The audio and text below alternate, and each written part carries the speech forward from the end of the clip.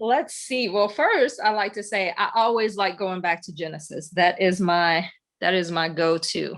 Any questions, start at Genesis, uh, chapters 1, 2, and 3. So, um, I think the cultural war is honestly it's obvious if you just open, kind of open up your eyes to the things that are going on. I mean, we look at television, the little bit of television I watch, but you typically see in television and in movies, how men are characterized.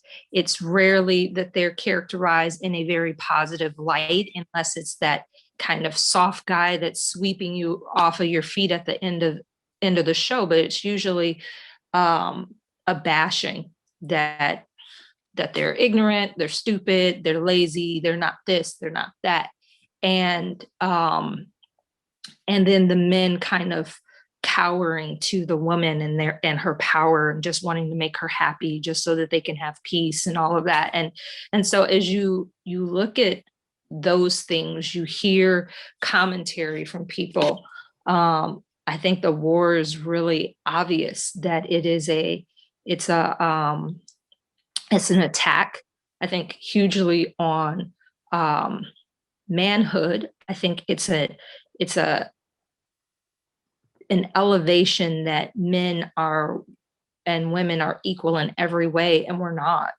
I'm sorry. I will never be able to go toe to toe probably with you, Jay, or any of the other men on here physically. I'm a little woman. I'm pretty doggone strong. However, and I don't think no matter how much training I get, there is going to be that physical, because we're built differently. I think another thing is that too often when we try to create equality, it's almost like we have to push someone else down to raise the other person up. So if I'm trying to create an equality with our men and women, then that means one gender has to be pushed down and made lesser than, just so that the other one can shine. So I think this whole culture war is very evident, and I think it's kind of all around us, from everything that we see: billboards, media, conversation, and again with people in their hurt and their pain, just perpetuating that, because we know hurt people, and that's what I want to open up with. Awesome. That was good. So now y'all can talk. Y'all don't have to, you can raise your hand or talk out. I know Sean like to talk out. Come on, don't be shy. Y'all want me to continue to pick on people? Okay, I'll pick on somebody. Come on, Natalie. What you got to say, Natalie? Miss Bowler. Got to the side. Hello. Hi, everybody. And so this is very interesting to me, and it's timing, because the other day I made a post and I said that I need to figure out how to play this damsel in distress role, because this independent woman role is like getting too much for me. And I think that society really pushes, especially because, homes are really broken, and, there's always that single mother that's raising that child. And especially if it's a household of women that she's raising, she has to push that narrative of, be strong, be independent, you can do without a man, such and such. So feminists, I feel like they feed off that energy, right? So it's just easy for the media to push things like that, especially what's going on with they are allowing like transgender men to basically go into sports that women are going into. And it's just like, it's confusing the whole country. It's like, what role do each one of us play? So I feel like it's a really big issue, and I really don't even know where to tackle it, where it's deriving from. The only thing that makes sense to me is like single parent households, trying to do it on their own. So that's my take on that. No, thank you. That was good. Come on, Chuck. You got us on mute though. You're on mute.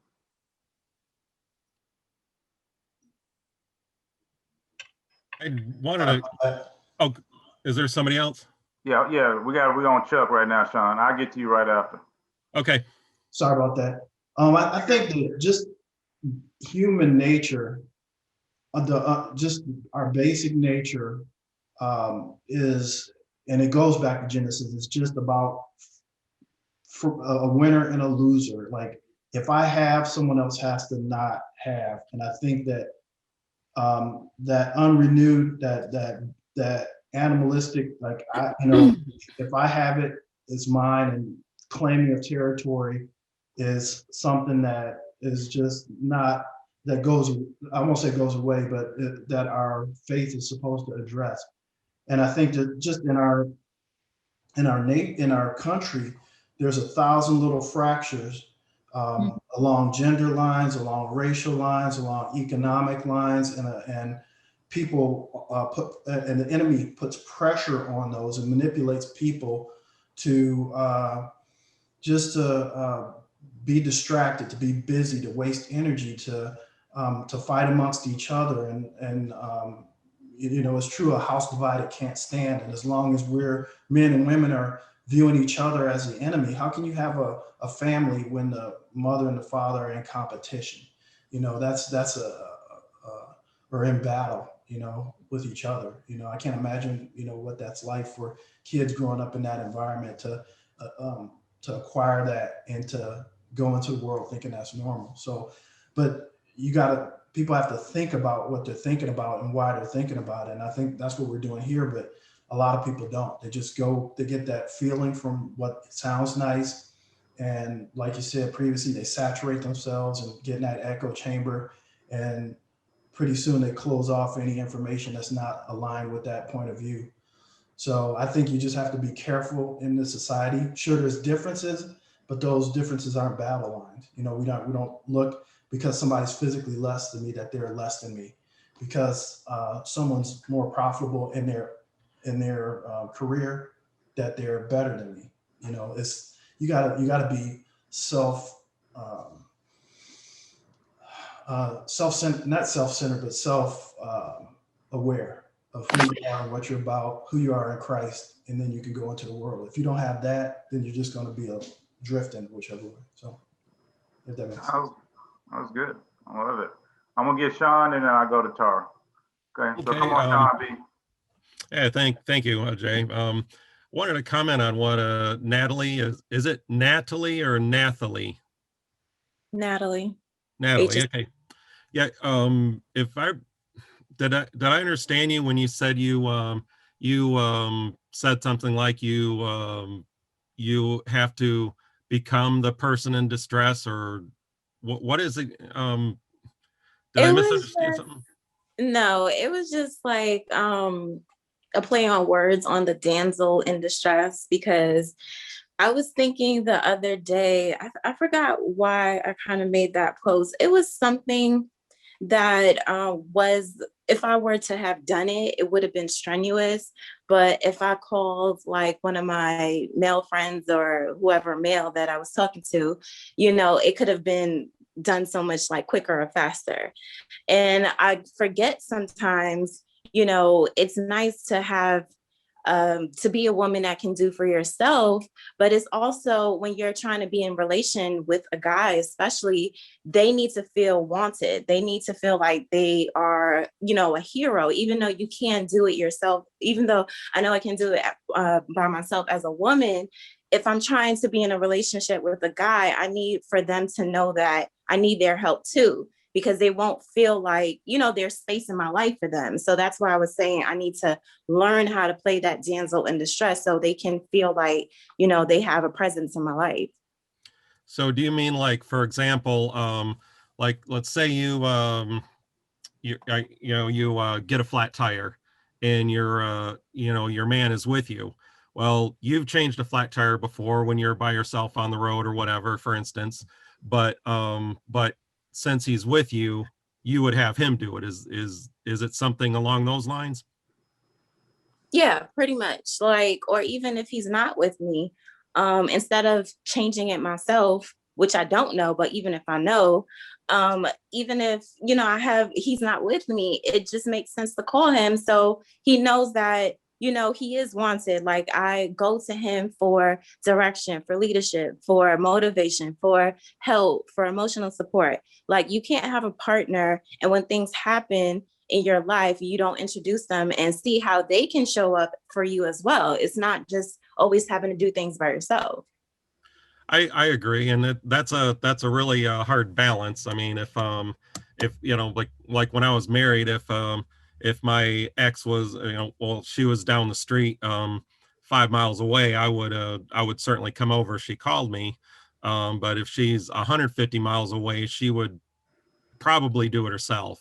But you know, again, that's a balance. You know, it's a hard balance Exactly. because you don't want to purposely be that person if the right person does not is not does not see that character very favorably when you're really not meaning it to be unfavorable. Right. Like for me, you know, I'm not looking to rescue anybody, but you're talking about something smaller. You're not talking about rescuing somebody like the traditional white knight. I think you're just talking about littler things that'll make them feel useful, even if you could do it Right. easier for This is a them. situation that happened that I just remembered. So pretty much I was selling something out of my house and I put it on offer up and someone was about to come get it. Mind you, I didn't know who the person was because although the name said Demi, there was no picture or anything like that. And then even still, you know, in those type of situations when you're inviting someone in your home that you don't know, that's a scary situation. Mm, So, you know, I was talking to a guy and it was like, okay, do I just have this person, you know, come to my house and get the stuff and pray for the best? Or should I see what, like, kind of see what this guy's character is and kind of give him the responsibility and say, hey, you know, these people are coming by my house, to pick up some furniture in like 20 minutes. Can you give me a call? So that's just, you know, the damsel in distress, like, hey, you know, I'm in a tight situation or compromising situation. I want to know, like, if he would show up. And that was kind of like, if you want to call it a test, but it was like my kind of way of being a damsel in distress and also seeing this person's character, if he would support me, you know, given a situation that I'm not comfortable in. okay, I mean that doesn't sound unreasonable because you know trying to play damsel in distress, it just depends on what degree you take it. But it sounds like you know, the examples you've given have been well within reason. And I certainly wouldn't think you should have strangers coming over to your house being alone. Yeah. Well, yeah. Yeah. Well, let's get on over to Tara because I know she had her hand up. She's ready with the black background. Yes, I had my hand up. I just hope the men out there don't feel like all women need to portray a weakness to get a man's attention in a relationship. So put that out there. I don't want to have that stereotype. Not that there's anything wrong with that. I understand at times you feel like you need a man's strength to do something that a woman can't handle physically, but I just feel like it's a battle of control. Honestly, culture wars between men and women and anyone else with different personality types. No one really wants to feel like they have to be in a role where they can should give and take. Everybody feels like all the decisions they make are the right ones, and I feel like it's a game of compromise, whether it's a friendship or a relationship. And honestly, I don't get why women are aggressive. From what I hear, it's as if they try to rule everything around a man that they just met off the street. I've heard that before. And I don't understand how people can allow someone to take control of their life like that if they have no history or background. So that's how I feel about it. This culture wars thing. I don't think it's necessarily gender defined. I think it's a game of control freaks and pushovers, and you kind of have to deal with it, whatever personality type comes your way. That's how I feel. No, I mean, I get it. I mean, and that, I think that kind of lines up, very closely to, what we've always talked about. Because, like I say, when you start dealing with the Enneagram, and we've talked about this in this group multiple times, but, the softer Enneagrams generally like people to come into their lives and kind of take it over a little bit. It helps them, where they don't have to think about certain things. And then stronger Enneagrams enjoy being in control. They like to be in control, but it doesn't matter. And that's why I was saying if they're a man or a woman. I've actually, it was funny because I remember one time I found, talked to this one lady, and I didn't even tell her anything. I was just like saying, I'm going to try to have some time, in a little while or whatever. I forgot what it was, but she left her house like 30 miles away and started to drive. She didn't even know where I lived. She just was driving towards the area and then got mad at me because I was running late and doing something. She got mad at me because she was like, well, you weren't in the area and you weren't home, and I was trying to call you so I could come over there, and I had to drive 30 miles or whatever to get to you. And this was just a control thing. She was trying to control. She was trying to get into the relationship. She wanted to control. She was trying to put me in this box. And I was just like, no, boo, it don't work that way. And, even when she, me and her talked about it briefly, she said something I thought was really interesting. She was like, well, I'm not going to sit around the house and wait on you to call me. And she actually did say that. She said almost like those exact words. And I'm thinking to myself, most of the women I talk to, that's exactly what they do. They will wait until I say, okay, let's get together. They're not going to force it. And see, by her forcing it was her trying to take control. And I've had other situations where, I've talked to women and they're trying to take control. And so that's an extreme example. But the point that I'm trying to make, and I've kind of always said this, is that, like I say, men and women, you have personalities that just like control. That is what they like. That is what they're into.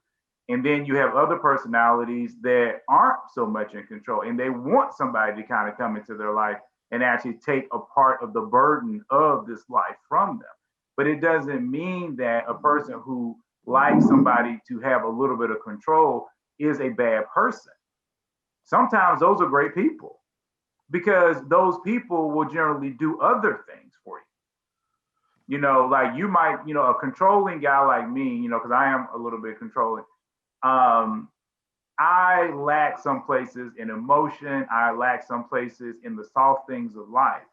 And many people that like to have a man, the women that I run into, because evidently, that like a man like me, they tend to be a little softer at certain areas. And then they are adding to my life by adding that softness, by actually giving me some of those nice, warm things, that I can enjoy and feel and things like that. So there's a balance, and God created that balance. But that's why I say when you start to really look at a lot of these people who are angry, most of the people that are angry is because they don't fit in that spectrum. Even when you deal with the incels, for example, the incels have spent lots of time trying to figure out the type of man that the women that they're attracted to, what those women are attracted to themselves. So now what they're doing is they're getting chin implants. They're creating fake muscle, plasticky shirts. I mean, you can Google this crap. If you don't believe me, they literally have like a woman has a little waist trainer where it pulls in her waist when she walks around, and they sell that crap at the mall. Okay, they sell it at 2 malls next to me. So I know it's probably every mall across Georgia. I mean, not Georgia, but the United States. So I know that it goes under the shirt. Yeah, this muscle thing goes under the shirt. It's like made out of plastic, and it moves a little bit with the man's body. So when he walks around, he's looking like he goes to the gym. Okay, and so you got dudes that will basically do that, and put these chin implants in and all this other kind of stuff in order to get women. You guys ever seen that movie, I'm gonna get you, sucker? Yeah. Yeah. That's what that reminds me of. Like, eventually it's gonna come out that it's fake. You know, it's not gonna, you know, you're not gonna be able to, you know, you gotta, Sustain the you relationship. gotta take that leg off. And, Yeah, start Exactly. tossing it over his shoulder. But you know, so for you, Tara, it's like when you deal with that back and forth, it's like everybody has something great to bring to the table, but not everybody likes to be in control of the relationship. And it's not necessarily good, bad, or indifferent. Some people like the 50-50. You know, I can tell you straight up, you know, no disrespect to anybody, but, you know, when I'm in a relationship, it's not 50-50. It ain't even close to 50-50. I used to try to say 51-49, but I find that most of the time it's more like 60-40, you know, as far as control. And that's just, it is what it is. You know, I do try to be nice to the woman. I listen to the woman, but I am more of a, you know, traditional type of guy. And the women that like me tend to be the softer ones that like a man to kind of come in and take over. I was just gonna add to what you were saying, Jay. I feel like I'm at a place in my life right now where I'm like emotionally secure with allowing people to show me how they can come into my life and make decisions, sound decisions, especially about how we get to know each other in intimacy. Mhm. But the vibe has to be on his male ego to step in and tell me, okay, I know what I want, come, you know, and let's just make it happen. You know what I mean? Because I'm not the type of woman that is more aggressive than some women are, who put themselves in a man's life for a particular reason for their needs. I kind of just see what the opportunity is out there and wait and see what happens. That's the kind of role that I've played in some social friendships or lack thereof. So yeah, that's my personality. I don't do a whole lot to get a man's attention, honestly, unless I'm interested in him, and then that's another level that he'll see. But my attraction to strong men is more heavy than me trying to figure out what a more laid back man wants from me. I'll just put it that way. Yeah, and that's kind of what I'm saying. I mean, I think that there is that need within most of us to kind of go, you know, when people say opposites attract, you know, the energy, I think, is more of the opposites attract concept of finding that other person that has that opposite energy to kind of, it's not necessarily filling a void, but it's more of a fit. It's like a perfect fit. You know, even if we, you know, not to, you know, go too crazy, but I think everybody here is mature. There's a reason why a man has an Audi and a woman has an Innie. You know, get that. I know y'all are adults, so y'all can get that. And so there's a reason for that. And so you need, you know, if you run into a man that's got an Innie, you know, you're gonna have some issues. So, you know, you need to have a little bit of opposite there for it to work. So I think that a woman that, like you say, if you're more laid back, you're more chill, you might need a guy that's a little bit more aggressive, unless that's not your thing. You know, you might just like to be 100% laid back. He'd be laid back. Both of y'all just chill. As long as you're cool with it, that's the thing. And that's why, like I said, we talk about Enneagrams so much, is because it's just about understanding different people and where they're coming from. And then for you to figure out what you want in your life, you know, and that's just the key. It's just about figuring out what you personally want. You might want a guy that's very active, that goes out and does this, and this. Or you might say, I just want a guy that wants to sit here on this couch, me and him Netflix and chill, and he works his job, I work mine, we come home, we spend time together, and that's it. You know, but a woman who's like with me, she needs to know that I'm high energy, I am working all the time. I like women that can come in, you know, do that, be able to self-soothe herself for a while, you know, get with me, we do stuff together, and then we go down another path. So everybody needs something a little bit different, but it's okay, I think.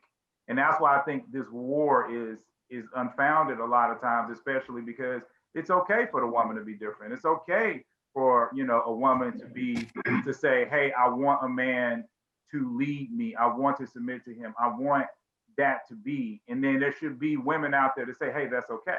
But then there should be other women out there that say, you know what? I don't want a man to lead me. I want us to walk in partnership. I want us to be 50-50. And then people should be, that's okay too. And then there should be women out there that are saying, hey, I want to lead and I want a guy that's just really got my back. And we go through life together. And guess what? That's okay too. Because all those personalities are out there and there's no right or wrong to them. It's just about what you personally need. And I find that, like I say, the ones that are outside of the normal scope are the ones that are mainly doing the arguing. And that is why it can get caught up. Because like I said, a lot of women who say, well, there's no good men and all men cheat. Those are the women that are constantly getting cheated on. And instead of changing the type of men that they're dating, they want to claim this broad statement that all men are this. It's the same thing, like I said, if you go into some of these incel type of environments, MGTOW environments, they're dealing with women who are a lot more aggressive, who are a lot more selfish. And so when these women cheat on them or abuse them or take them for all their money, now they're saying, oh, all women are bad, all women are hoes, all women belong to the streets. Maybe it's the women that you're talking to. Because I run into women all the time that are 40 years old and they've only slept with 2 or 3 guys and have been in a couple of relationships and are super soft and just want to love a guy. Okay, and they are totally opposite than the women that you're talking about over here. So that's kind of why I'm bringing it up, but I'm talking too much now. Davita's ready. Come on, Davita, with her red hair. There, girl. You always got to say something. That's part of my job. Oh my gosh. First of all, I did have something to say after Natalie, but so many other people have spoken, and it's so much. It's so much to take in because not only is it the people in the media that are purporting, this war, but when we talk about us on a personal level, our day to day, and you see how people are affected in their relationship, it really makes me angry because it's like, who are you listening to? If you profess Christ, who is your authority and who's telling you this is how you're supposed to carry your relationship? Stop listening to these people. And me as a single woman, it makes me sad because I meet a lot of broken men. And I can't fix you. I don't have the capacity to. I'm broken myself. I put it together. I clean up really well, but I'm broken myself. And just so I'll start from the beginning. Natalie was talking about single parent households. I can speak to that intimately because I've been a single mother since I was 18. I'm now 43. And I've had several boyfriends. I've never been married. I've never even lived with a man. Spending the night every now and again is one thing, but never really cohabitating because the thing is I've always had my own place. I work, I can't, and I seem like I'm doing pretty good for myself because the thing is, I just know I have a child. I had a child young and I had to provide for that child. No excuses. It wasn't like, oh, I don't have a husband. I don't have a boyfriend to help me. I put on my boots and I just kept it trudging because I was like, I got to take care of this baby, And so people looking on from the outside looking in, they're like, oh, she's very well put together, she's successful and she's doing the thing or whatever. My trash is out every Wednesday because I don't have a man around to do it. It's out of necessity. But if I had a man, if I was dating someone and he offered to do it, of course, there's no need to. That's what he's there for. So there's no need to play the damsel in distress. It's not being a damsel in distress for me. It's just allowing a man to be a man and me to be a woman. Like he would never have to ask me to cook him a meal. I figure if he worked and he was in the house, he probably is hungry. It's just something that comes naturally to you. And so that whole thing about, balance. It is a balance. It is a balance that you have to, because people look at you a certain way when you are self-sufficient, like you don't need anybody. I never said I don't need anybody. I know I do, but the perspective is different. And so what I do is, it's not really necessarily playing the weaker person, but allowing, or rather making room for that person to be who they are, and then also showing a part of me that I don't normally get to express because I don't have a man around. Because it's not a fake thing. It's part of me. It's something that I would like to be able to sit back and not take the reins all the time. So I have an older son. He's an adult really right now. He's 23. And I'm teaching him passively the same thing. When you live with a woman, because he lives with me now, there are things that should come naturally to you, and things that come naturally for me to do, just because we're supposed to help each other. We have different strengths and different weaknesses. And then I also want to say that I do have male friends in my life. Leland, you raising your hand? Oh, okay. I think you want to say something after Tawana. He don't know how to raise a hand though. Leland. Oh, okay. Yeah, he got a so I was gonna say, so throughout the years, I purposely sought out men who would be a good role model to my son in the absence of his father, because that is still my job. And so I have men around that, yeah, I can call. I know their skill set. I recruit. I'm an equal opportunity employer. We talked about this before. You know how to do some carpentry. You know how to hang some pictures. I got a man to call for all of that. You know how to do. You cut the grass and stuff like that. And it's just a mutual respect thing.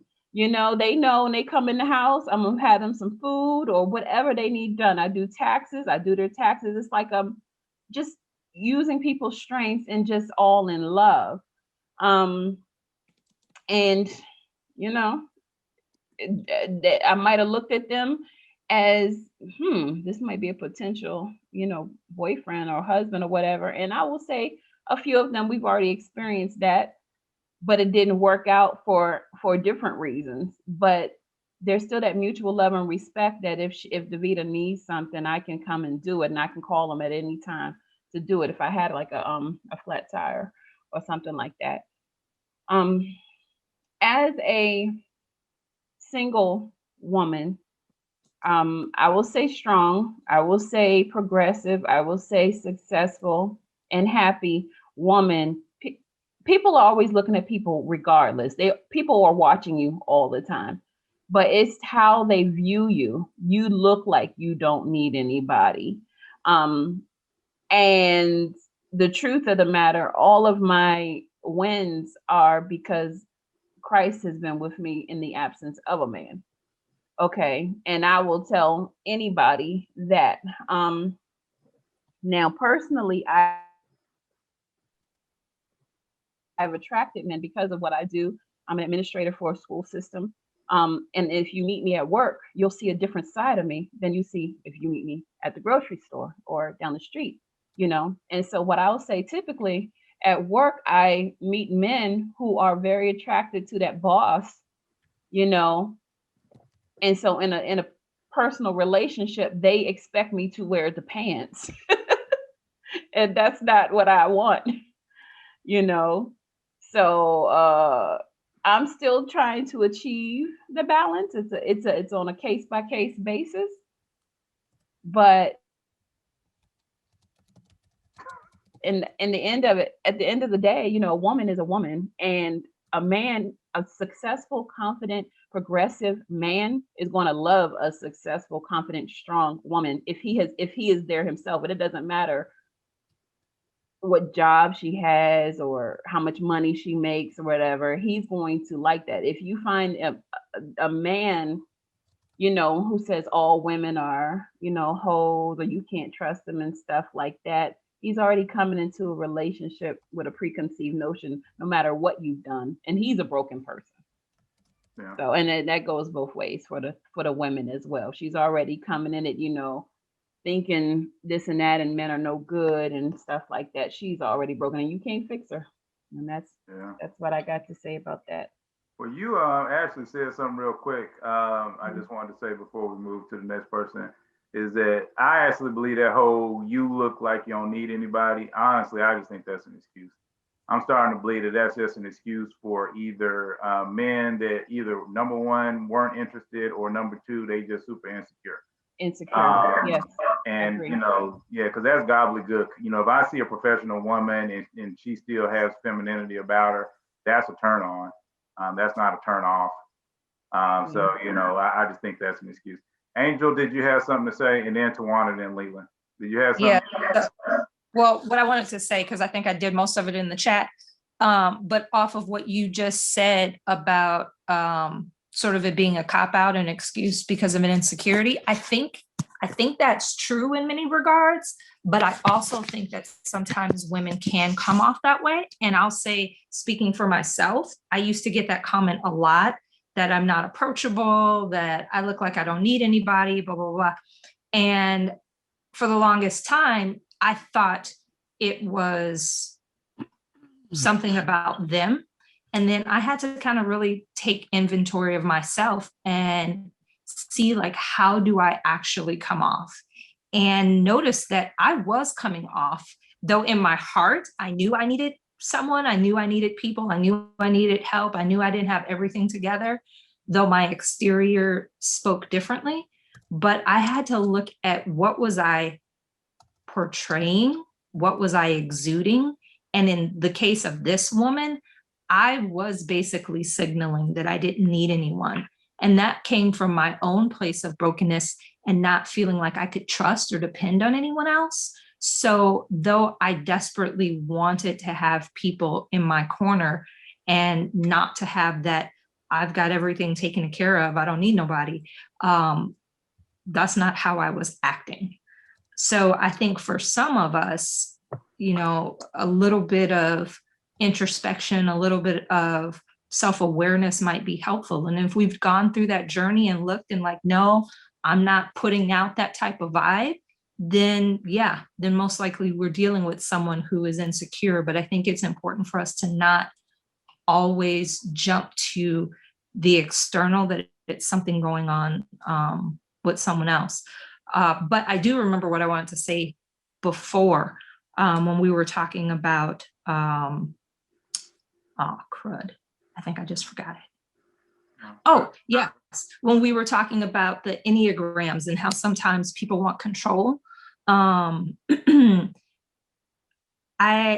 think in part that, yes, our Enneagrams they speak volumes of our personality, but I think sometimes we might be acting out of a number that is not truly our own because of some type of pain or hurt or fear or insecurity or mistrust that we have going on. So you might encounter someone who's being controlling, but that may not be who they really are. They may not really be an 8. They may be something on the softer side, but because of life circumstances and situations, they've drifted into a realm that's really not their own, out of like self-protection or some other thing. So that's kind of what I wanted to add to that. I can see that. One of the things that I know we talked about it a couple of times is that there's actually dating gurus out there that are teaching men to act more. They're really teaching them to act more like ones.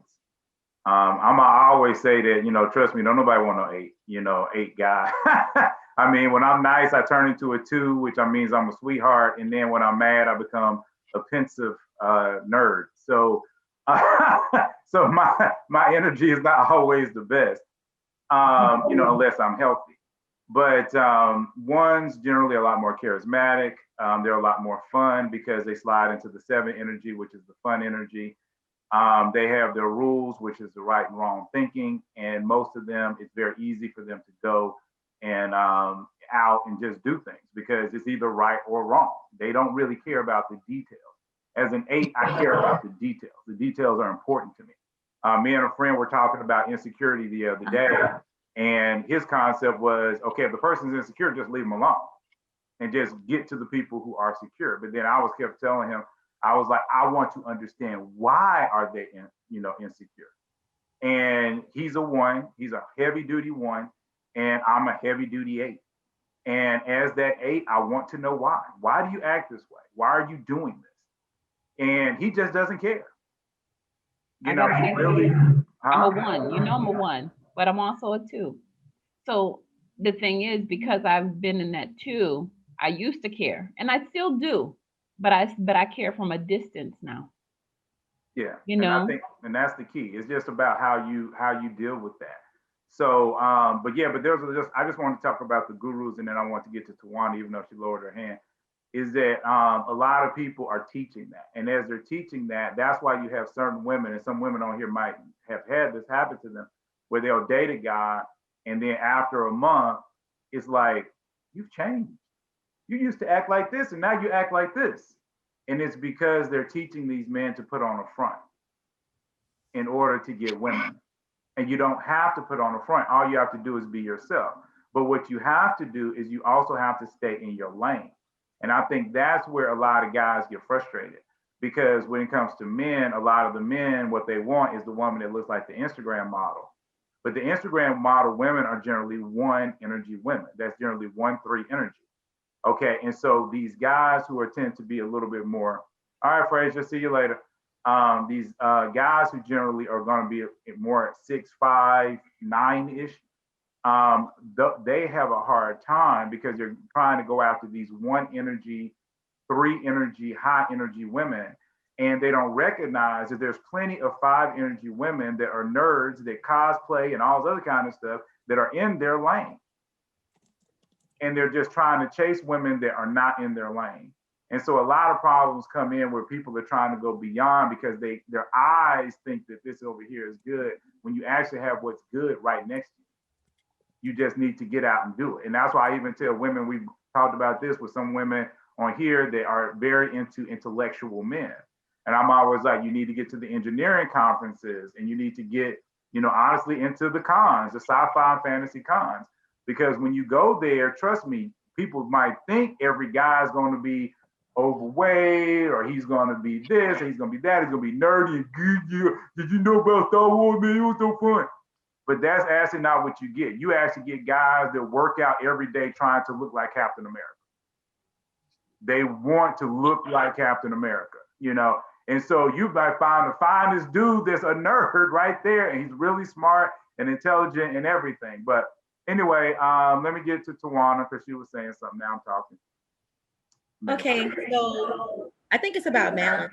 I think that most women do want a man that takes charge, but of course, you want somebody who's going to be a leader, but you don't want a dictatorship. So for me, that's important. That obviously, I want him to lead, but I also don't want him to be a person who doesn't value my opinions or my beliefs based on the fact that he's mixing up what being a leader is. So for me, it would be about balance. Like Natalie was saying, I do agree that when you are, like, I'm divorced, but as a woman, if I have a flat tire or something like that, if I'm dating somebody, I'm going to call a tow truck company. I'm probably not going to necessarily think about calling him exactly at that time because I'm trying to get off the road. But I understand that, like she said, you do need to at least inform him of what's going on. It's just that I'm so used to taking charge and making sure that I get off the road and making sure that I get my car to the shop or whatever, that may be perceived by a man as not needing him, which that's obviously further from the truth. I would welcome a guy that's going to take the lead, So I do also think it depends on what you're talking about. Like, I'm not expecting the man to get to change my flat tire or to pay any bills in my house. There are some women who do that. I'm not expecting him to take on those roles.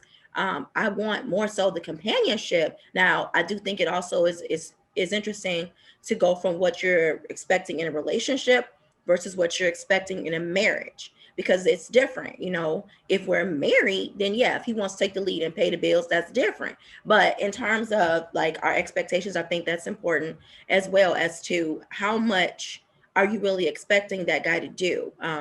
I typically don't believe that those requirements or expectations come into play financially for a man to do that if you're not married to that person. It's just not his responsibility. So for me, I would probably lean towards taking care of my own business, and then using that person as you say, emotional support.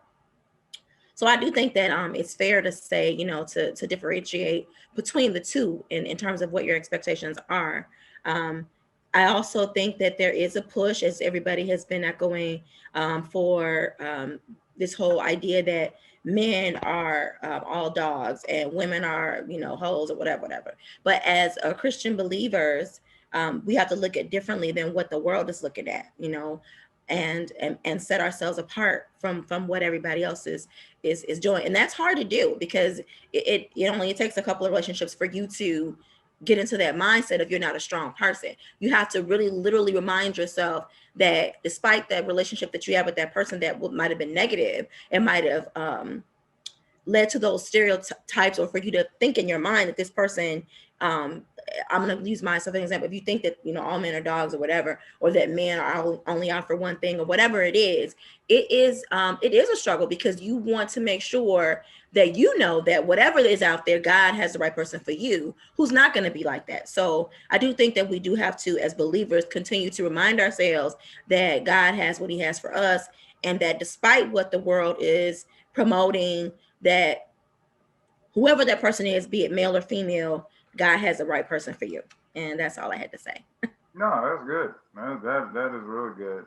Now we're gonna go to Leland. I know we got Shashawn and Seconda, but Leland don't know how to put his hand up sort of the Zoom. So he put his hand up earlier. Come on, Mr. Leland, but you And he need to got to take unmute. his mute off too. Make sure you unmute. Can you How unmute? do you put your hand up in here? I don't see that option. Sorry. I got it. Yeah, it's at the bottom if you're on the computer, Sean. But go ahead, Leland. Your reaction, Sean. Okay, so pretty much That been one? listening to everyone on here, and I pretty much agree with everyone, especially about the sex wars, if you will. And me personally, I do watch those videos on YouTube. It's my entertainment for the most part, but I watch both the female and male version. And it's really entertaining to me because for me, it's about self-improvement. You know, I am, you know, I've been married 3 times. My first one ended because of a bigger than life event. It was a great marriage. My second one, it was an interesting marriage, but that one ended. And then my third, unfortunately, I'm a widower. So my wife passed away last year. So that is that. But the thing I always felt lucky about is that though I've been married 3 times, I've been in a whole lot of very good relationships. I always meet a lot of good women. And not just for relationships, but for friendships also. And the one thing I find on those YouTube videos is that as for the guys, the number one thing that they're talking about is respect. And as for the ladies, the number one thing that they're talking about, it always seems to be support. And they're talking, they speak positively about, the men speak positively about the men, and negative, you know, in the extreme, in the they speak negatively about the women in the extreme, as you were saying, like she belongs on the street, she's a hoe, she cheated on me, and so on and so forth. And then as for the women, they talk about the man being a dog, controlling, and all of that. But then they'll say the positive things about what the women, how women, you know, the female nature. But nevertheless, I always laugh about it half the time because they're pretty much talking about the same thing. And like I said, I only watch it for self-improvement. I feel like I've been very blessed and lucky as far as relationships go. But listening, what I'm trying to get when I watch it, again, when I watch and I listen to people, I listen for self-improvement. My whole goal in life is to always be the best person I could be, no matter what. And to always improve, because for me, I always feel like there's room for improvement, there's room to learn, there's room for growth and moving forward. That's the number one goal I have in life. Well, anyway, but just listen to everyone, especially what you were saying earlier about my screen went blank. Is something wrong? No, we still see you. Oh, okay. I agree with everything that you were saying. Well, pretty much what everyone have been saying, or you guys have a lot of good points. So it's pretty much not much for me to say anymore, because when I had my head up the first time, you pretty much covered a lot of things that what I was thinking. But and the lady before, she's pretty typical of the type of ladies I usually meet, very independent and successful. But at the same time, she's feminine, soft, decent woman across the whole board. So, but anyway, I was going to ask, I heard you guys talking about the test also.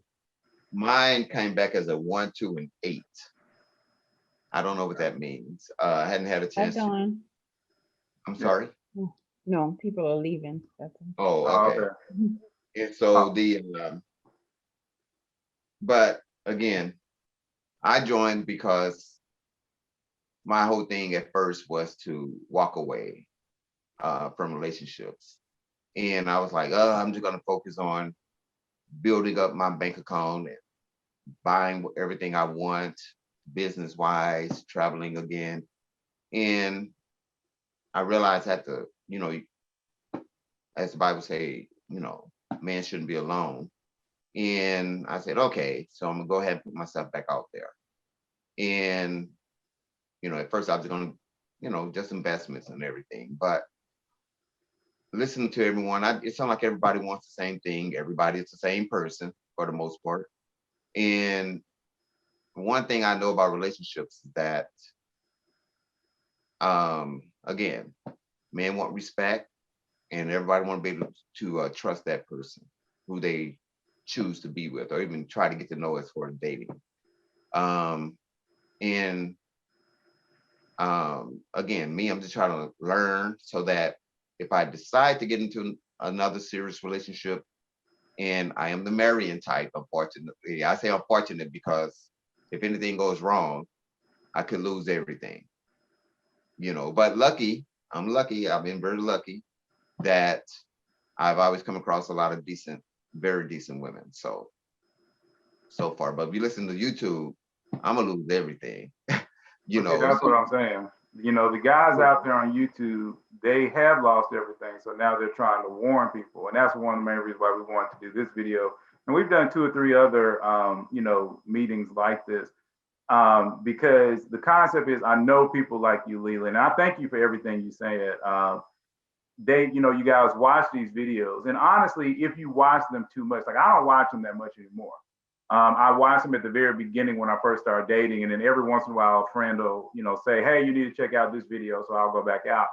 But I try to stay away from them, honestly, because this stuff gets in your head, and even though you don't think it can change the way that you think.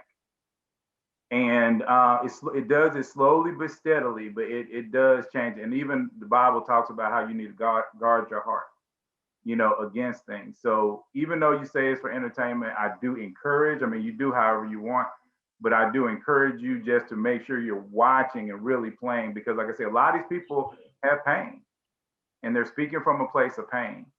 And so I've always been say the last part again. I say I've always been a person, so I can watch those with a certain level of indifference, where the influence is minimized. Again, I just want to, for me, I just like to know just have an idea what is out there. I get it. Because like I said, yeah, most, it's been 8 years since I've dated, so it's like, okay, now I got to see what it's like now. Because now, after my first marriage, when I moved here to Atlanta, I came here and I didn't know a thing because I married my high school sweetheart, And so when I came here to Atlanta, it was like what I thought was traditional. Um, I was way off. And so that was a big learning curve for me. And then now before I start another relationship, I always do research, if you will. Well, I do the same thing. I mean, I did the same thing. But then even though I haven't dated that much, a little bit of dating that I had, in my opinion, I haven't done that much. And a little bit of dating that I found is women ain't changed, men ain't changed, women don't change through generations. All that happens is if you're running into a certain type of woman, honestly, it's because of your own personal energy and or other situations. But like when I run into harder women that are extremely controlling, honestly, we don't even have an argument. We just have a quick back and forth. And then I'm like, okay, you're not the one. And she knows it and I know it. And we just move on. And so, yeah, and that's just how it is. And I mean, you're going to run into all types. But when you find your type and your energy, then you're going to be cool. But I'm going to have to move on. Go ahead, real quick. Oh, I'm about to say that the thing that surprised me was I was surprised when I first got here and I started dating I was surprised by how aggressive women were. Yeah, I mean, some of them are, but a lot of them still aren't. See, the aggressive ones are just like, that's what I was saying, that one energy. There's women out there that have high 1, high 8, high 3 energies, and those are aggressive energies, and they'll be aggressive in men or women. And so those women, and unfortunately for men, those are some of the more beautiful women because they recognize that makeup, hair, how big their booty is, how big their breasts are, those are weapons to get men. And they use their weapons, where softer women a lot of times don't use their weapons because they're just like, well, I want him to love for me. I want him to love my heart. I want him to see deep into me. And so a lot of times those women aren't as seen as much. So you have to also watch that because a lot of women understand what they're doing. I mean, they might not understand it 100% in every aspect, but trust me, they understand. Tashawn, I know you just moved to the car, but I know you had your hand up before Hickles and Cassandra. So did you want to say something? Yeah. So I just wanted to make a few comments on what's been shared. And so one thing, and y'all know that I'm a nerd, so I like nature and I watch nature. And if you've ever watched The Lion and his lionesses, the lionesses do all the work. But everybody knows that the lion is powerful. Well, why does everybody know that? If he's sitting around, you usually see him under a tree, kicking it in the shade, relaxing or whatever. And the lionesses are running around there, they're killing the food and, they're taking care of the cubs and all of this stuff. But every show always makes sure you see the lionesses get in trouble. That lion gets up and he does one thing and it's over. The reason I'm bringing that up is because if you're powerful, you don't have anything to prove to anybody. Nobody's sitting here trying to prove that they're a man or a woman in their personal life when ain't nobody watching. You do the things that make you feel more a man or more a woman as just personal comfort to you, but you're not sitting up there actually making decisions when nobody's around like, dang, am I going to still be independent if I do this or if I do that? If you are, you are. If you're not, you're not. And who are you trying to impress? Why are you concerned about what anybody thinks? Ain't nobody paying your bills. Ain't nobody, taking care of what you need to take care of. So it don't matter what anybody else thinks.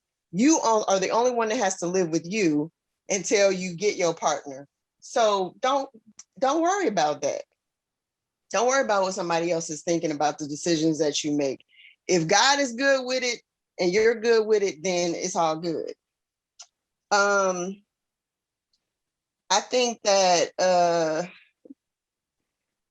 there's talk about women wanting men who are strong and, you know, who kind of take charge and things like that. And I find it interesting that when I see some of those women, some of them, when I see them go through relationships, they want that to be the beginning of the relationship, but then they want to control the whole rest of the relationship. And they don't see it that way. And they beat the man up for not fighting them for control. But why are you to get in a relationship to fight? If, as Jay said, you want control, you want to be the decision maker, then, you know, just be honest with yourself and say, you know what, I like making the decisions. And, you know, I do want a man who's a man, but I want him to lay in the shade. And if I need him, then he can get up and take care of these coyotes or these hyenas. But otherwise, I want to do everything and call him when I need him. Be honest about who you are. That's, I mean, because that's where Sean, when he did his presentation a few weeks back, and he was saying, well, women say they want this and then they get it and then they don't want it. Well, that's part of what that's talking about is you're saying you want this, but really you don't. And that's not everybody. Again, that's not everybody, but some are that way. And so you have to be honest about what you really want. And like, if you don't want that in your long term, don't expect a person to start out one way and then change to fit something like, well, that's how I wanted to get you, but now that we're together, I want something else. There was a mention of the controlling thing. So I'm an 8, and I've come to realize more and more this year and last year how controlling I am, but it is just me. It's just like my personal space control. I don't care about controlling other people. It very much bothers me that people come to me and want me to make decisions for them, want me to guide and lead them. And this is not, you know, like, oh, a man type of, I'm talking about people, period.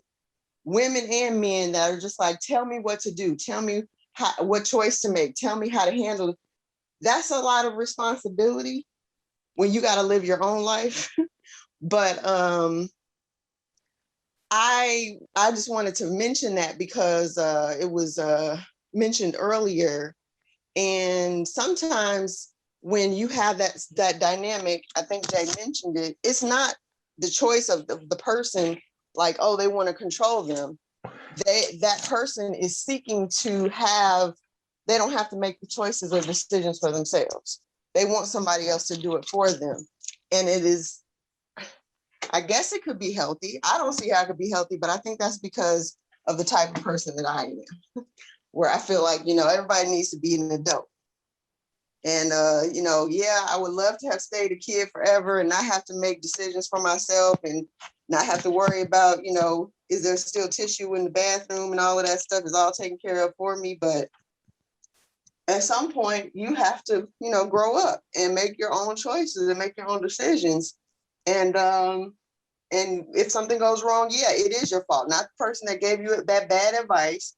It's your fault. And you just suck it up and figure out how to fix it and move on. But I mean, I suppose, as Jay was saying, it could work if it's that healthy balance. But that whole equality and all of those things, equal doesn't mean exactly the same. We all have strengths and weaknesses, and that's not just men and women, that's people, period. So an ideal healthy relationship is the balance of, okay, I'm not strong in this area, you are.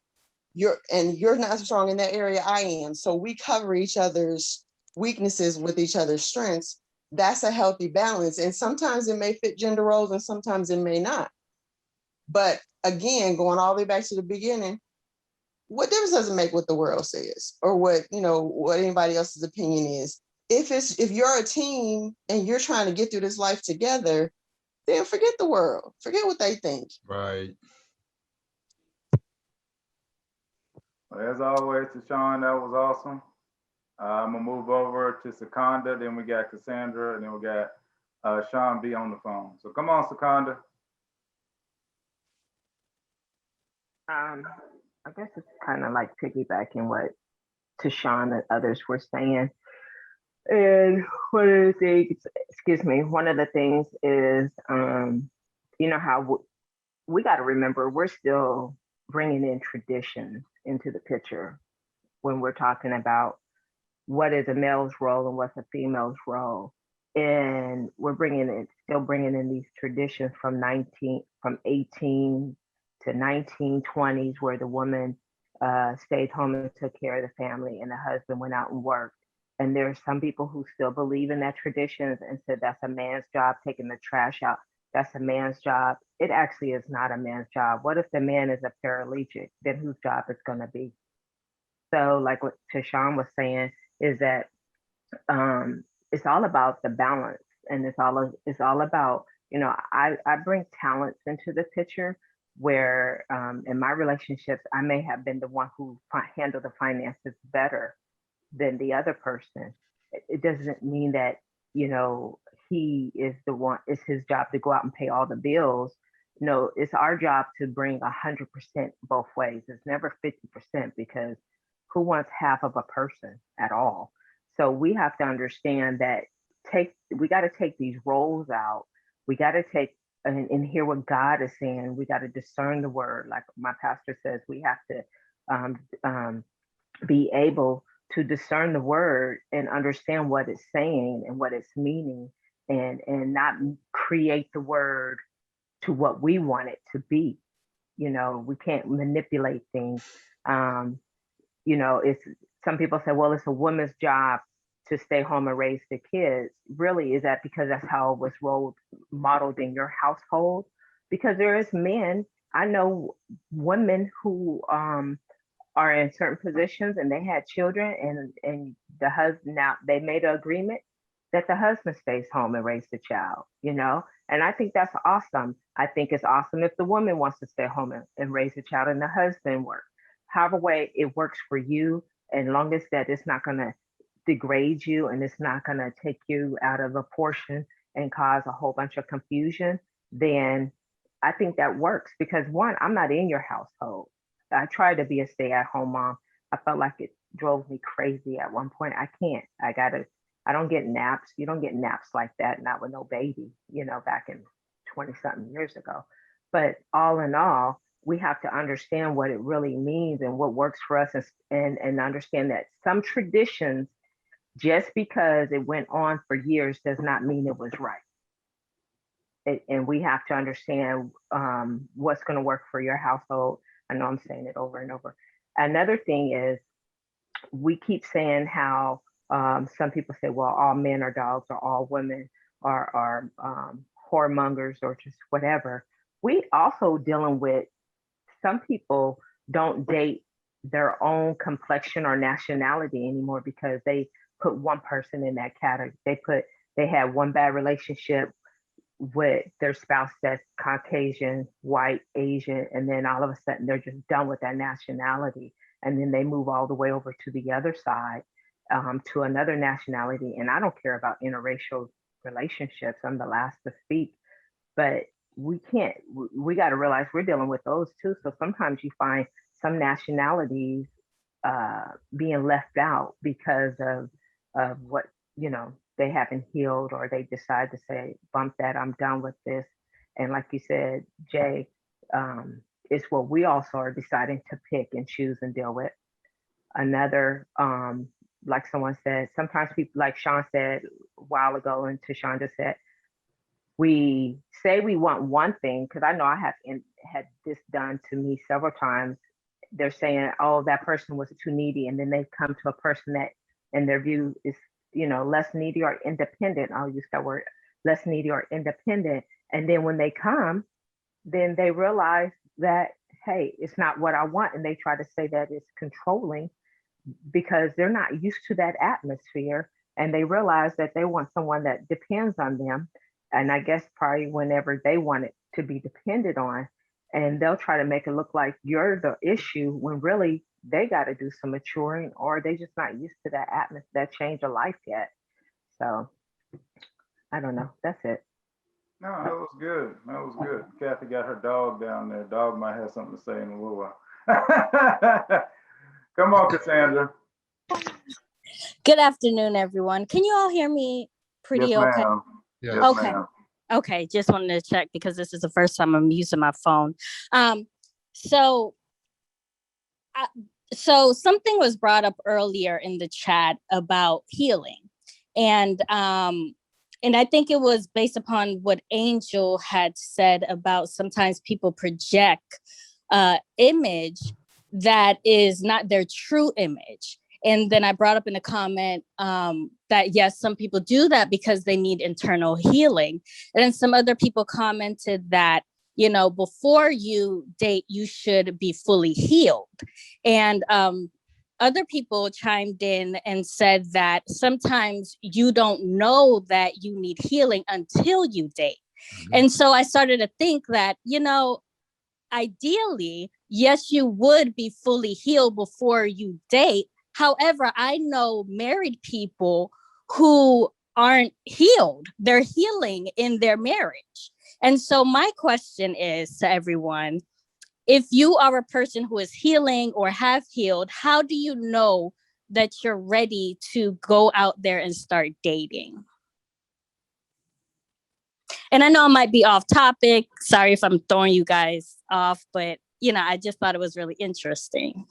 No, I mean, that's fine. And I'm sure some other people will want to jump in a minute. I mean, I personally don't think anybody can ever be fully healed of anything. Exactly. Because at the end of the day, we're Christians, we're human, and we all fall short of the glory of God. So if we all fall short, we can never be fully healed, because to be fully healed is to walk fully with God and to be perfect in Him. So that being said, and this group knows, as long, you know, my opinion on it is for you to date now. I have never ever said for people to wait on dating. Now, I do think you should be working on yourself, but at the same time, I do think you should be dating, because dating is a process. It's something for you to get in your energy and to get in your flow. Now, that doesn't mean that when you go out to date, that person that you're dating has to be your next husband and or wife. You can easily just go out and have a good time. So that is my basic opinion on it. But I do think, and I think that this is probably what most people were leading in the chat, is that I do think you have to work on yourself to the point where you have dealt with a lot of your issues. And what that might mean is you might need to go to therapy. You might need a group like this. You might need to break off in smaller groups. I have encouraged people often, you know, that's one of the main reasons why we share Enneagrams, we share stories. If you, Miss Cassandra, and you are out here and you notice that Davida or Michonne or Angel or Kathy or Fatima or Natalie or whoever has a story very much like yours, please contact them. Please contact them. Y'all contact each other. Y'all share emails. Y'all share phone numbers. Talk to each other. That is what we're here for. The Bible talks about confessing one to another. Your therapist is right next to you. They're on the call. Mm-hmm. Okay, all you have to do is basically reach out. Okay, so we need to be working on ourselves, yes.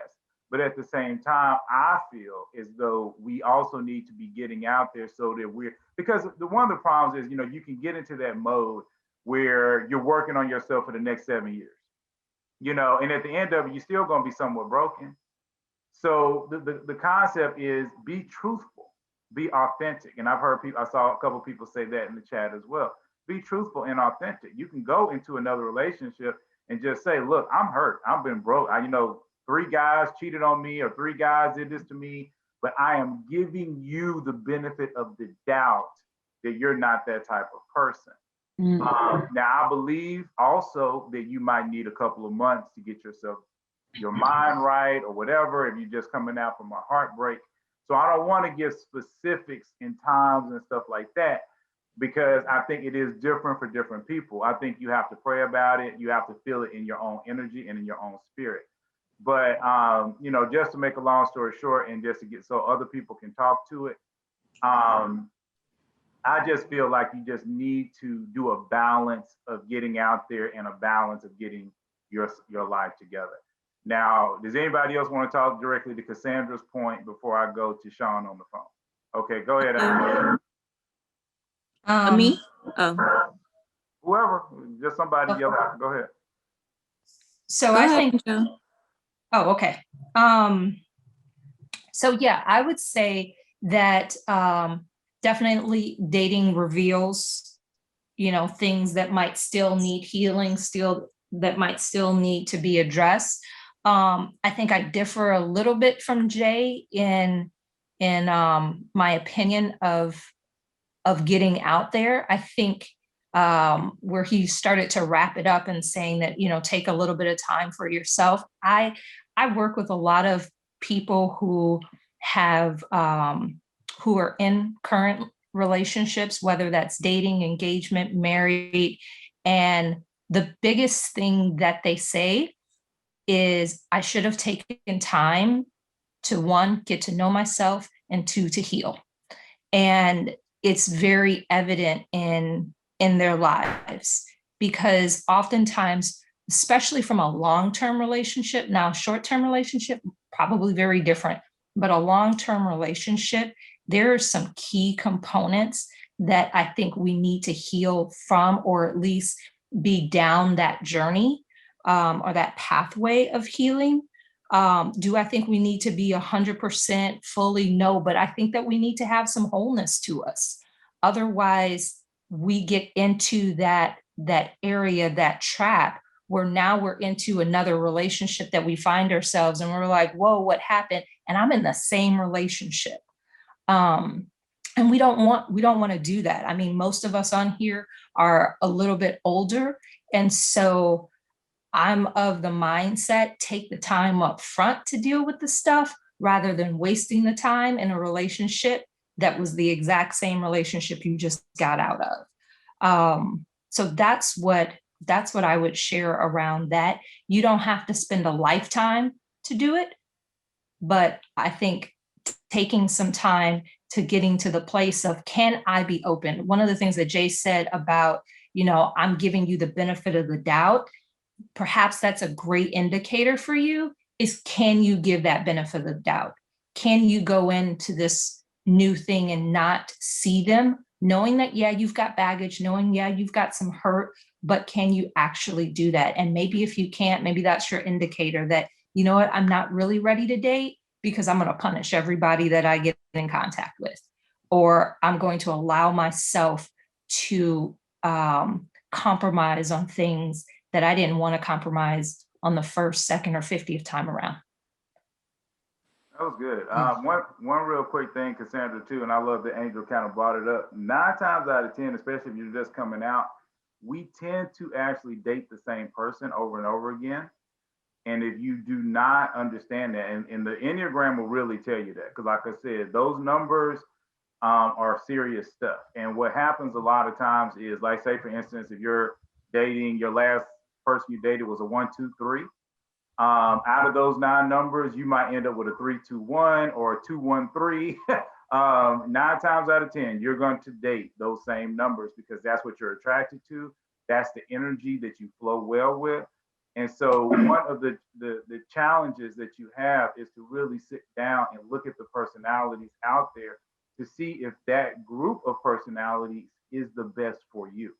And if it is, are you mature enough to handle what those personalities bring to the table? Because each one of them has a specific set of needs that if you do not reach the needs of those people, you will turn them into really bad versions of themselves. And like I said, if you're new to the group, you can go back and look at the older videos. We have them out on YouTube, but we do talk about that at length in some of those videos. Now, does anybody else want to address Cassandra's question? I did. Okay, come on, Natalie. So to address our question, I feel like relationships, it can go both ways. Of course, what everybody is saying, to definitely work on yourself, make sure that you're at a better place mentally before you jump into the next relationship, and just also taking time to really understand why that previous relationship didn't work out and what you would have probably done differently, and kind of use that as a reflection to kind of like a litmus test. Did I handle X and Y, Z situations appropriately, or was I out of character? Because I think that will save you a lot of grief from entering the next relationship. And I say that in a sense that, if you know anything about creative, I'm a creative, or an artist or whatever, a painter. Most creatives, they keep like working and working and working on a painting, never knowing like when to stop. It's always like not good enough for them. And the only way to really gauge, if something is complete or not, is having the opinions of other people. Unfortunately, like in a relationship, you're gonna need, you can't avoid it. It's the opinion of someone else. You're actually interacting with someone else, so that part is going to happen. You're going to need that basically that vision or that view of what that person thinks of you. Of course, you can take it with a grain of salt or whatever, but that interaction is going to happen. So you need to get into a relationship to, one, see if you actually have had growth. You know what I'm saying? Because we could say, oh, like, I don't get angry easily anymore. Like, I'm so past that, until you meet that one person that took that one button, and now you get out of character and you're like, dang, I thought I healed from that. No, and it only took that relationship to help you understand that you did not heal from it. Then also, too, you get into a relationship, and most of us, or some of us, I should say, don't go to seek therapy. So if you get into your relationship and they don't like help you, they don't tick those buttons and make you get out of character, if they have that same hurt, or if they know how to address certain hurts in you, they could help you grow. They could help you give you those coping mechanisms and kind of educate you. Okay, this is what you should do. This is how you can address this. So like I said, it goes both ways. You can enter a relationship and it would reveal to you that you have not grown yet, or that person in that relationship could be so good for you that they could help you manage, your hurts. I like that. That's good. Thank you. That was cool. Natalie doing it. We're gonna have a Natalie show after a while. Jay, It's just a lot of learning. Just a lot of learning. That's all I gotta say. I just wanted to add one quick thing about the question and some of the comments that were made. I think, for one, maybe we need to say be social, because it seems like when dating is used, it's automatically like you're in a committed serious relationship is what it seems like. It's kind of the assumption, and it's really more about being out there. And as Natalie was just saying, you need to have other perspectives, for one, because you do need to test yourself. It's easy to say that you're okay when there's no challenges in your past, but also because you don't want to isolate yourself. When we are in pain, we either totally cut off from other people, or we only gravitate towards people who are going to reinforce something that is negative. And I mean negative as in they may be supportive and they're saying, yeah, that you're right, but to watch what's going on, you need to work through it and actually, be productive in that process, and not just sit in it and not heal from it, but just continually, feel sorry or beat yourself up.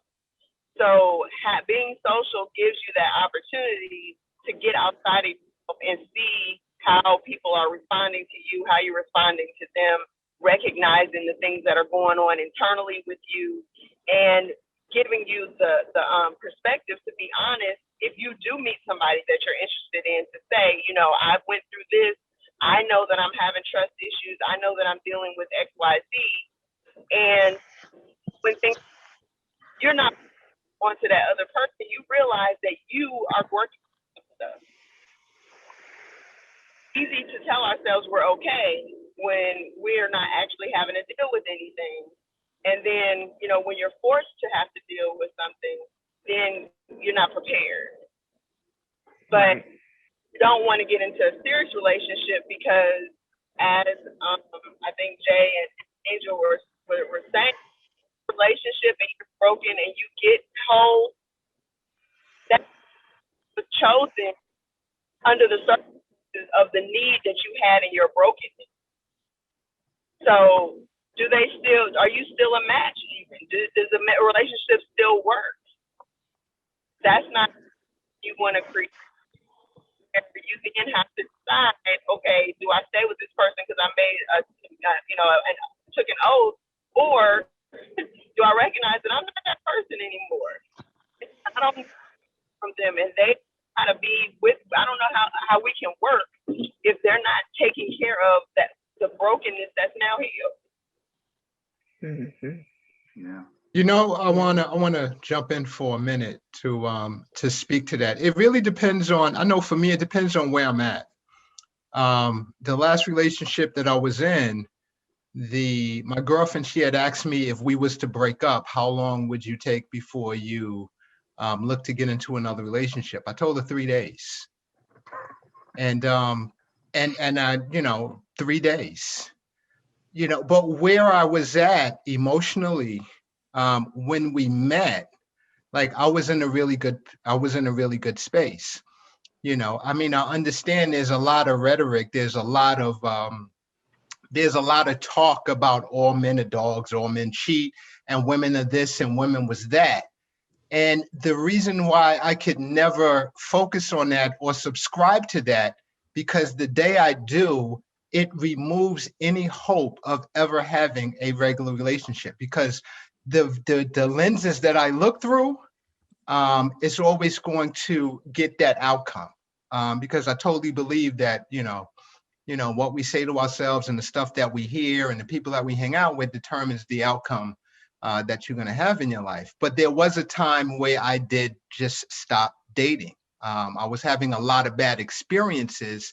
And the reason why I stopped dating is because I was just tired.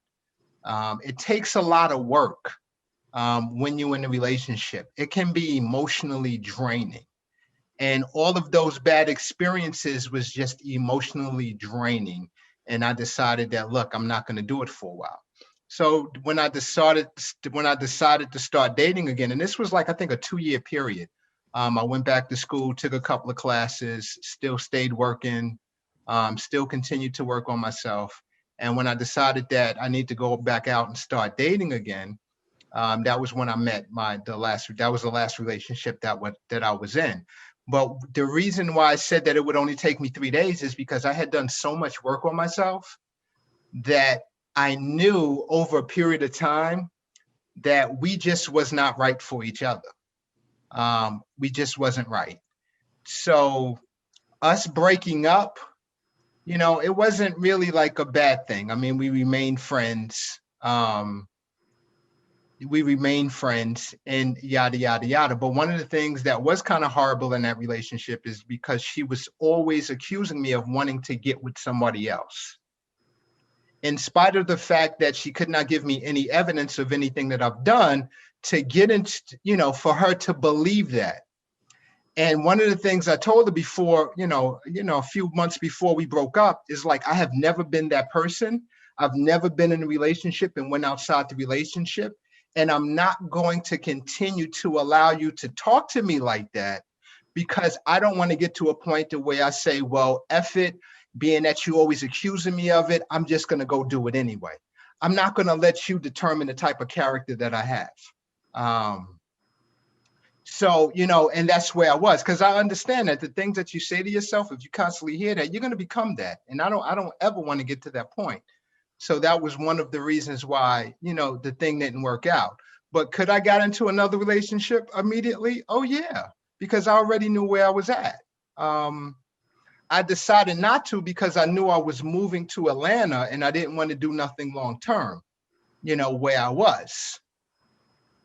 But it's a personal choice. You have to define it for yourself. The only advice I can give is to gather around you people that you admire, people that you trust, and just be open and honest with them. You know, all the therapists have said that, you know, people wouldn't need therapy if they just had somebody that they can be totally open and honest to talk to. So I don't know. That's my take on that question. That's so true. I wouldn't have a job, man.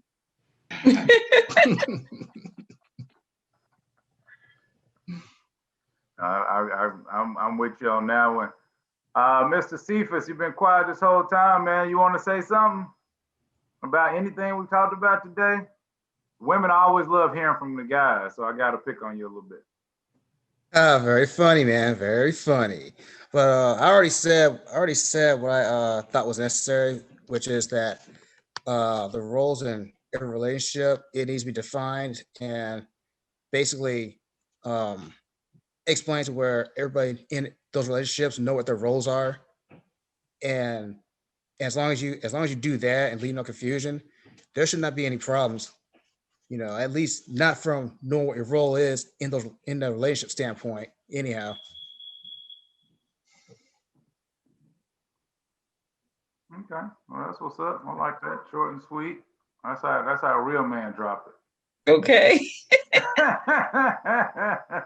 All right. He said, I already said what I need to say. Hey, I mean, I'd be trying to stop myself sometimes because I just keep talking. I just, just be rattling off at the mouth. But, I got to keep y'all entertained. Part of it, is to keep you entertained. All right, so now I can rattle. I've been kind of quiet for the most time. This is the after hours segment. Yeah, yes, it's 1:01. 1 o'clock now. The after hours segment. Just, let our hair down. Getting the dirty 30. Let their hair down. Their blonde locks. I know. Tawana done switched it up for us. I like it. Yeah, boy, Tawana doing it. Thank you, Paul. One of the things that I've learned, I've dated some independent women, and I kind of like it. But one of the things that I've learned is the battle for control we talked about, and I agreed with everybody. It's that battle for control, and somebody says it comes from insecurities, and they're absolutely right, because I totally believe that each one of us is insecure about something in our lives, and we just fight against it. And I understand where that battle comes from. I just can't subscribe to it because, like I said, then there would be no hope for me because all of my relationships would end jacked up because I'm already going in with this messed up view of, who women are and what they're like and whatever. How can I trust them if this is what women are? But I firmly believe that the Bible is true, and there are some women out there who actually believe the Bible is true, and they're just not like that. So that's what I would attract because that's what I believe, But you might attract all kinds, Sean. You attract. You know what? I've seen it. I mean, I've got one at work who I don't even know how to describe it, but she just will not leave me alone. Maybe it's your type now. And you might want to accept that calling, Sean. Maybe she's your type. She is. Perhaps she's the She's one. persistent. I know you're not recognizing your blessing. It doesn't matter. Loose. She wants you to tame her. She is loose. She's goosey loose. That's her type. She is loose. And I want you to tame her, Sean. I am not special. I am not special. Sean, you're not a woman. I'm talking to you from a woman's standpoint. She wants you to tame her. Wants to be tamed. Anyway, Secunda. I know. Bye, Angel. So you're gonna make my train of thought here. So like I said, I don't subscribe to it. I understand where it comes from. One of the things that I heard something, and I will never forget this, that a couple would get along a lot better if they realize that they're both on the same side. That is so true. And because we're different, we're going to play different roles. We're going to have different responsibilities. We're going to have different tasks. One of the things that I did like about my last relationship is that there were some things that we just was never an issue. Like we didn't argue over money or how to spend the money. She was just good at that, and I didn't care. So it was like, just take the money, give me an allowance. And then, that was that. But there's a lot of things in my life that I just don't care about. I don't care about the house. I don't, I like to eat. So as long as there's food, I'm good. She couldn't cook, Davita. I Yeah. had to give her some lessons. Yeah. So I had to look at some other traits to be happy with because she couldn't cook. Well, you know what they say. I was actually watching this one lady, and this is gonna sound bad a little bit, but you know, we in the after hours now. But you know, Yes. the old saying, you know, all women need to do is keep a man's stomach full and his balls empty. Oh, Jesus. Come on, And Jay. I mean, there's a lot of truth to that. That's all you gotta do. They say the way to a man's heart is through his stomach. There's a lot of truth to that. That's why, true. That's why I love my There mother is so truth, dearly. My but mother it's was a not. great cook. She That's had true. all the cookbooks. I was always up underneath her. And for a long time in my life, I was an excellent cook. But now, later on in life, I don't feel like it anymore.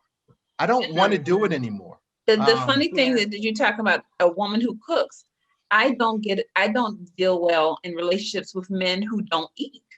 I mean, that's why, you know, I know. Well, we got to get you in Atlanta, DeVita. people who don't have a healthy Bring the appetite, it's paetas. like, because that's my love language. You know, I'm going to cook and I'm very Southern, you know, and that's the thing. So if you like, I just grab a snack on McDonald's, or I'm like, you want some real food? You know, They would eat you up, Davita and Georgia. Huh? They would eat you up, Georgia. Thank you. But every time she walks around, she already got a million dudes doggone. Right. I'm about to write y'all a book. I'm about to write y'all